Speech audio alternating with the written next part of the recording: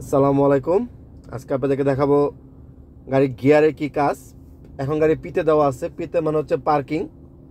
গাড়ি এই মুহূর্তে পার্কিংয়ে আছে, এই জন্য পিতে দিয়ে রাখছি, এই গাড়ি পার্কিং করে রাখছি। যখন আপনি আরে দিবেন, আর হচ্ছে রিভার্স, মানে এটা পিছনে যাবে, এই পিছনে দেখা যাচ্ছে ক্যামেরায়, আর হচ্ছে পিছনে দেখাবে গাড়িটা পিছনে যাবে। আর এন হচ্ছে নিউট্রাল। অনেক সময় আমরা জামে থাকি, তখন নিউট্রাল দিয়ে রাখি, ব্রেকে পা দিয়ে থাকতে অনেক সময় কষ্ট হয় আমাদের, সেক্ষেত্রে আপনি নিউট্রালে দিয়ে গাড়ি নিউট্রালে দিয়ে বসে থাকতে পারবেন। আর ডি হচ্ছে ড্রাইভ, আপনি ডি দিয়ে ড্রাইভ করবেন গাড়ি। আমরা কিন্তু ডি দিয়েই গাড়িটা ড্রাইভ করি, ইজিলি মুভ করি। আর এস হচ্ছে আপনার সুপার স্পিড, কোনো সময় প্রয়োজন যদি পড়ে আপনি এস ইউজ করবেন দ্রুত গাড়ির স্পিড বাড়ানোর জন্য।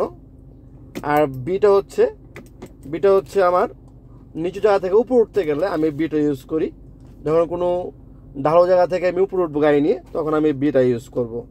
আশা করি আপনারা সবাই আমার ভিডিও থেকে বুঝতে পেরেছেন।